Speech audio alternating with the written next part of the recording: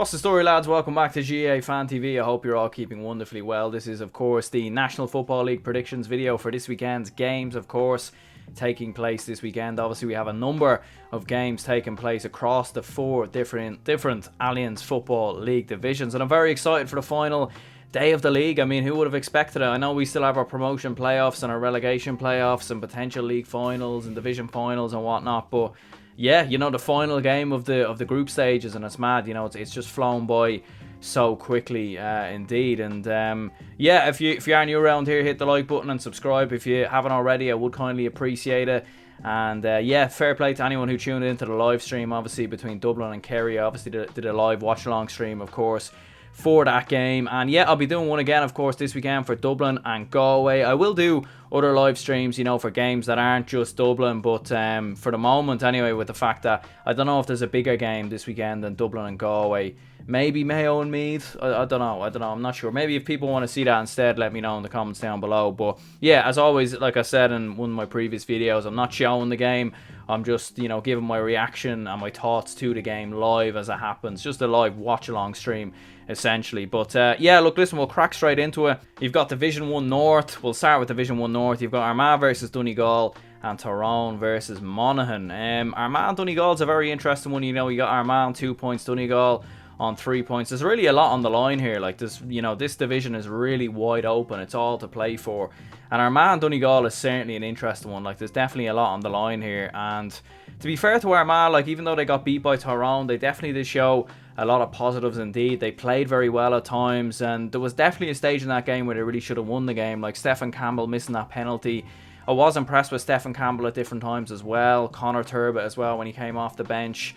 Rian O'Neill as well. Of course, Armagh did pick up a couple of injuries in the last game, and that's certainly going to be a big hindrance to them. But of course, Donegal the same. Obviously, Michael Murphy injured, of course, went off with a hamstring injury. At the time of this recording, I don't know the whole status of his injury yet. You know, it's definitely likely that he won't be available for this game.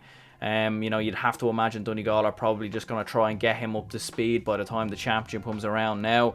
But it's a big opportunity for Donegal, and we see this with teams sometimes when their talisman leaves or when their star player leaves the team. The rest have to step up, and the rest have to really, you know, give it their all, because it doesn't always work that way, you know. And Donegal in particular, obviously with Michael Murphy, you know, you think back to when Kevin Cassidy, of course, left the team in 2012, and of course, you know, obviously he was exiled very much by Jim McGuinness, but Donegal went on to win the All-Ireland that year and almost just took that extra step.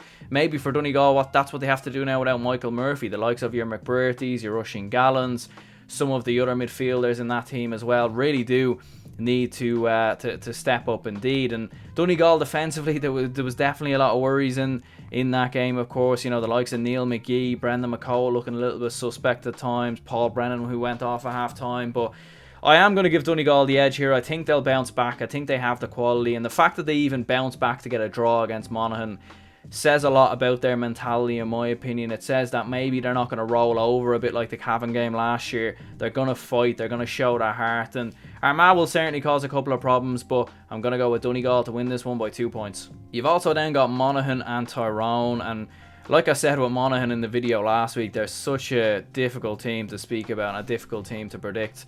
You know, they'll lose to an Armagh but beat a Donegal. You know, I know they didn't beat Donegal, but they were very close to. They were very close, and they should have. You know, teams shouldn't score 4 goals and not win a game. I mean, I put Dublin in the same bracket as well. You know, so, and to be fair to Monaghan, like in the first half, there was a chance for them to put out a statement win. You know what I mean? Like 3 goals from Conor McCarthy. They had more chances. Donegal just at times they were playing like their full back line was too high up the pitch. They were leaving too many spaces in behind all the time. Monaghan were just floating balls over the top, and it was just far too easy for them. But you've got to give Monaghan credit. Conor McCarthy, very impressive indeed, of course, scoring that hat-trick. Andrew Woods, like I said, I was really impressed with him. Conor McManus didn't look his best coming off the bench, but certainly I would expect him to start this game just to get more up to speed by the time the championship comes around. In terms of Tyrone, they certainly probably haven't hit full throttle just yet. You know, we're still waiting for Tyrone to really click into gear under this new management. I know they won the last game, but certainly they just need to click into gear a little bit more. Conor McKenna looks a little bit rusty. I'm not entirely sure why. And Cathal McShane obviously has to come back from injury as well. So I think this is going to be another close game, and I don't know who to predict here. I really, really don't. I'm caught in two minds because there's one part of me that thinks Monaghan could easily pull off a shock here. They really could. They have it in them. But at the same time, they struggle to manage games. They struggle to see out games.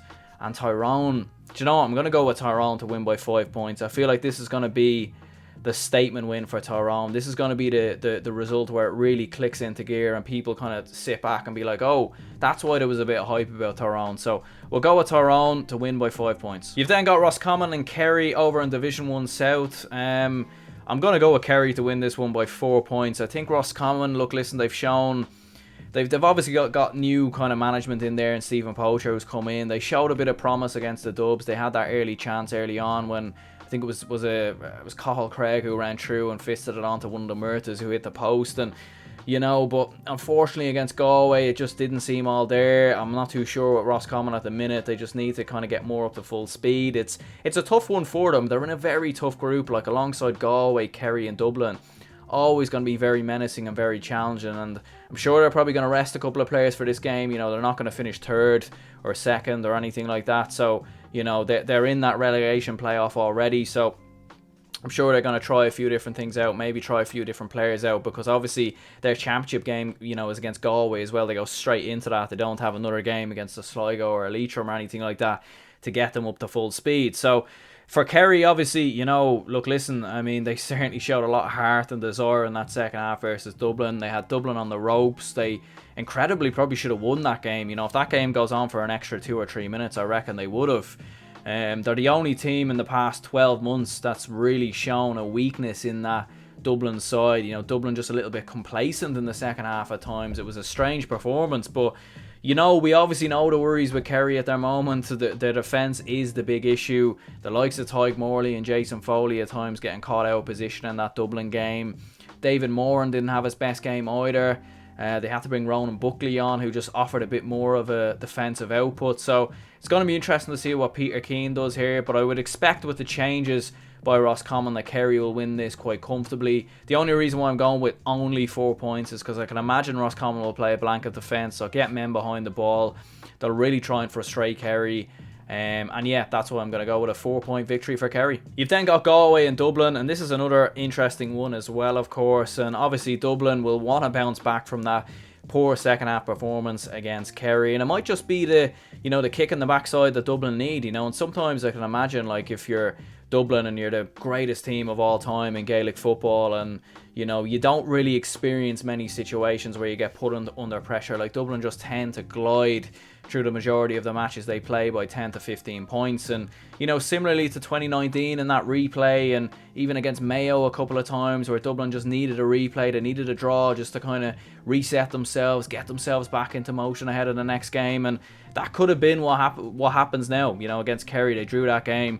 They come into this Galway game, they really try and rectify a lot of their issues. And I mean, for Galway, it's going to be very interesting to see how they set up against the Dubs, because obviously they went toe-to-toe with Kerry on the opening day, got absolutely ripped to shreds, like had massive issues at the back. Gary O'Donnell didn't play in the Roscommon game, so it's an interesting one to see what's going to happen there. Are they going to be defensive, or are they going to go more attacking and really try and go toe-to-toe? When they played Dublin in the league last year in the final day, they kind of mixed it. They weren't too attacking, but they weren't overly defensive either, so I can imagine that's kind of similarly how they'll play in this game. And you'd have to imagine that Dublin will just exploit Galway at the back. Like, Con O'Callaghan will surely get on the score sheet a couple of times here. Cormac Costello will probably start again. I'm not too sure what the situation is with Dean Rock at the moment. But yeah, I'm going to go with Dublin to win by 6 points. I think Galway have the potential to cause Dublin a couple of issues, but I do think that Dublin will get the victory. You've then got Division 2 North, and you've got Westmeath and Down, and Mayo and Meath. We'll start with Westmeath and Down. This is an interesting one because Westmeath have shown a lot of promise in the last 2 games against both Mayo and Meath. They really fought hard. They got men behind the ball. They broke with pace. They played through Mayo's press at times very, very well. Was very impressed with Smith at the back, Bodu Saya as well. And obviously going forward, the likes of Luke Loughlin, John Heslin, even Ronan O'Toole coming into the side, showed a lot of promise as well. So they have quality there, Westmeath, but this will be a different type of game to the Mayo or Meath. Like, obviously in those games, the emphasis is on Mayo and Meath to break down Westmeath. You know, Westmeath are the underdogs. They're the team that's expected to get men behind the ball and not to be on the ball, not to be dictating the flow of the game. This will be a little bit different because down, well, it's going to be, you know, they'll probably play defensive as well. I'd have to imagine this is going to be a low-scoring game. I don't think there'll be much between them, but I'm going to go with Westmeath to win it by 2 points. I think they just had a little bit more momentum in the last 2 games, whereas down are coming on the back of 2 disappointing defeats against both Meath and Mayo. I'm sure Down will want to bounce back. You know, I don't agree with Colin O'Rourke when he was kind of saying like Down are in a very bad place or whatever. Like, you know, I think it's always going to be tough for them. They're playing 2 Division 1 level teams in Mayo and Meath, and I think the fact that Westmeath done so well against those 2 sides just shows how well of a team that they are. So yeah, gonna go with Westmeath to win by 2 points. As for Mayo and Meath, you know, in my predictions video originally I tipped Meath to beat Mayo. I'm not too sure now, to be honest. I think Mayo just have too much quality. Their forwards are just too good. You know, Tommy Conroy, Cillian O'Connor, Ryan O'Donoghue as well. Like, they just have too much going forward. And, you know, Meath at times in the Westmeath game showed a couple of defensive issues there. Down even got in behind once or twice as well. So I can imagine that Mayo will press Meath quite high up the pitch, and that could cause a couple of problems for Meath on the kick out.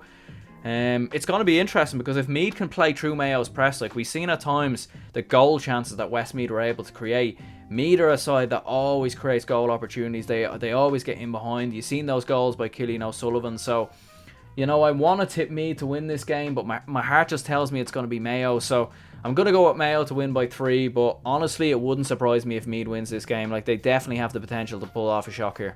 Division 2 South, you've got Clare and Cork and Laois and Kildare. It's really all up for grabs here, of course, in this division. And Clare, I mean, what a win that was over Kildare. You know, winning, of course, in the end by 3 points, 113-13, I think it was. And I rewatched the game, and to be fair to them, you know, Kildare actually controlled that game for large parts. They were actually in front going into the final 10 to 15 minutes, and if it wasn't for I think it was Cathal O'Connor with a missed kick, and it fell into Joe McGann, who ended up putting it in the back of the net, and that just changed the whole complexion of the game. But Owen Cleary, I mean, what can you say about this guy? I mean, probably one of the best footballers in the country on his day. Like, some of the points against Kildare was just next level, hitting points from 45 yards, like from the left hand side, the right hand side, 45s, all that. Like, just a top class player. Cork on the other hand side of things haven't really gotten going. Like, they weren't great against Laois, in my opinion. You know, they brought in more experience with the likes of Kieran Sheehan and Luke Connolly, and you do wonder, does Ronan McCarthy feel that maybe the young lads of Cathal O'Mahony and a few of the other ones maybe just aren't up to full speed just yet? I think for Cork, they need a game just to click. They need a game to go right. They need a game to win convincingly and kind of get back to that kind of same feeling that they had when they beat Kerry last year. But, you know, this is an interesting one because Clare have a great record against Cork as well in the league in recent seasons. So I'm going to go with a draw. You know, Clare have shown a lot of fight in recent seasons against Cork, and I think they're going to do enough to avoid defeat. I think it's going to be very close. There's going to be a lot on the line. Don't think it's going to be particularly high scoring, so yeah, gonna go with a draw. Laois and Kildare, I mean, Kildare need to bounce back obviously after that Clare defeat. Like what I said there, like they dictated the game for the majority of it. They had the game won at different points. Like, they were leading by 3 points, I think, going into the final 10 to 15 minutes, and you know, they started the game against Clare very well. Like, kicked 6 points before the first water break. Jimmy Hyland, Derek Hirwan, you know, 2 very good players in that team. I think Alex Byrne was another player that caught my eye as well. So, yeah, I mean, coming up against a Laois side that, unfortunately, is just probably a step too far in Division 2. Like, let's be realistic. And I think for Kildare, you know, the fact that they beat Cork leaves them in a fantastic position. Like, as long as they win this game, they're in that promotion playoff, and I think they will. I think they'll beat Laois by 5 points. You've then got Division 3 North, and you've got Cavan and Derry, and Fermanagh and Longford. We'll start with Fermanagh and Longford first of all. I mean, Fermanagh, it just all kind of went wrong, didn't it, against Derry in that second half? I mean, it was a very close game up until the second half, and Fermanagh actually started the better in that game as well. They kicked 2 points early on. But, yeah, I'm not too sure what happened. I think, you know, with the blanket defence that Fermanagh were playing, Derry just broke with pace and were able to get in beyond it. But this is a big game for both teams, you know. And Fermanagh, to be fair, even though they had such a heavy defeat to Derry, they have a chance to kind of just wipe that defeat from the history books in some respects, beat Longford, put yourself in a promotion semi-final, and more importantly, you've avoided relegation in the process. For Longford, it's just, they do have quality in there with Mickey Quinn. He was impressive against Cavan, but I don't know. I think Fermanagh are going to frustrate Longford here. I don't think there's going to be much between them, but I'm going to go with Fermanagh to edge it by a point. You've then got Cavan and Derry, and I mean, this is such a hard one to call in many ways, because when you look at Derry in the first two games, like they look like such a top side. Like it's interesting to see how far Derry can get to under Rory Gallagher. Like, is it just the level of opposition they're playing, or can they actually be a top team? Because with Conor Glass in midfield and Shane McGuigan, who was excellent at times as well, Kieran McFell, very good player as well, like they have the potential definitely to cause a lot of shocks this year, and it would be a statement win in many ways to beat Cavan, condemn Cavan to what would be a relegation playoff, put themselves top of Division 3 North, winning every game. They'd be one of potentially the only sides to do so.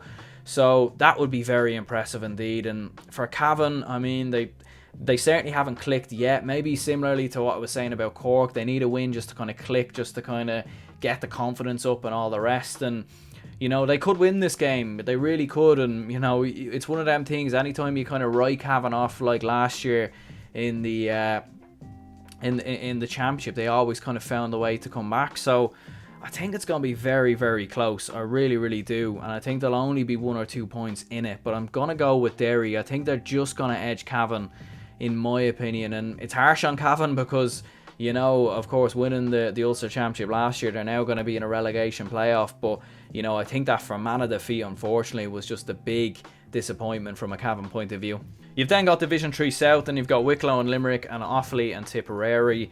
Limerick and Wicklow, I mean, Wicklow, to be fair to them, showed a lot of fight in the last two games, even against Offaly as well. Like, they really did fight hard in that game, and in Tipperary as well. So Wicklow deserve a lot of credit. Like, they've done very well, to be fair, in the opening two games. For Limerick, against Offaly, it was tough for them. Offaly were sitting quite deep. It was very hard for them to break through. Danny Neville probably not having his best game, in a Limerick shirt compared to the game in the previous week against Tipperary. So there's certainly a lot on the line going into this. I think for Limerick, they'll want to win this game. They'll want to, because Offaly and Tipperary are playing each other, you'd have to feel that as long as Limerick win this game, they do, of course, put themselves in that promotion playoff. And I think they will. I'm going to go with a 3-point win. Tipperary and Offaly, I should say. I mean, for Tipperary, we know they have the potential. And I think what Offaly haven't already won the opening two games, of course, against both Wicklow and Limerick. I think, there's a potential there for Tipperary just to sneak in, to potentially click. Conor Sweeney looked a little bit more back to his best last week for Tipperary. So I'm going to go with Tipperary to edge Offaly. I think it will be close, but I'm going to go with Tipperary to win by 2 points. We've then got Division 4 North, and you've got Antrim, of course, going up against Leitrim, and then you've also got Louth going up against Sligo. It's going to be an interesting one, Antrim, or Louth and Sligo, but Antrim and Leitrim first of all. I think Leitrim, unfortunately, I've said this on different podcasts before, there's a lot of teams like the likes of your Carlos and your Carlos, your Leitrims, etc. Sometimes they just go too far. They over exceed, of course, by getting to Division 3 and being quite competitive. And unfortunately for Leitrim, I just think they've gone as far as they really can under Terry Hyland. Like, I think he deserves a lot of credit for what he's done with Leitrim. But unfortunately, 2 defeats in the opening 2 games, and it's just not looking too good for them, unfortunately. As for Antrim, they're absolutely flying at the moment. 2 wins, 2 close games, 2 hard-fought wins against both Louth and Sligo. Paddy Cunningham, I mean, that point at the end of the game, of course, against Sligo, next level stuff altogether. So I'm going to go with Antrim to win it by 5 points. And as, of course, for Sligo and Louth, it's really all up for grabs here, both on 2 points. Tony McEntee going up against Mickey Hart, really all to play for. And yeah, I mean, it's a hard one to call. Sligo look impressive with the likes of Niall Murphy and Red Oak Murphy in there as well. Definitely some quality players coming through at the moment for Sligo, but I'm going to go with Mickey Hart's Louth to just about edge Sligo. I think they have a little bit more experience in the team. I think the confidence of winning the last game will help them through. And I think for Mickey Hart, he knows what it takes to get through these games. He knows what it takes to win these games. And I think Louth will frustrate Sligo throughout the game, and they'll just about edge it by 3 points. You've then got Wexford and Carlow, and I mean Wexford obviously after that defeat against Waterford, and obviously I was speaking with John McMahon, of course, in the last podcast, obviously discussing that in further detail. I mean, bleak times for Wexford at the moment, and it's a massive shame. You know, I love to see Wexford do well. You know, it's a lovely county, and unfortunately it just really didn't go well against Waterford at all. Like, and they led at half time in that game, which was probably the most staggering thing. The second half, it just seemed to really all go pear-shaped. And you know, they do have good players on the side, like Robbie Brooks looked good, and Ben Brosnan, obviously a very experienced player on that team. And yeah, you know, Carlow, I mean, they put in a commanding win obviously against Waterford last time around, and to be fair to Carlow, like they could very well be the best team in this division.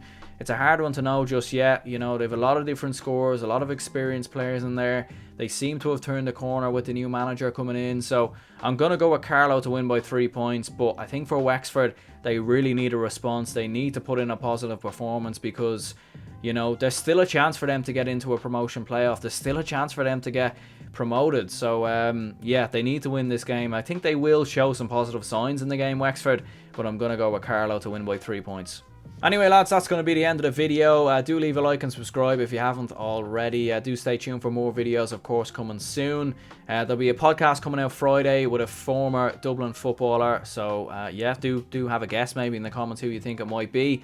But he played from the years of 1997 and 2007. So, you know, have a guess. You know, who knows? But yeah, do leave a like, subscribe if you haven't already. And yeah, there'll be, of course, a live watch-along stream for the Dublin and Galway game, so do stay tuned for that, and more videos, podcasts to come as always. So yeah, have a lovely day, and I'll see you later.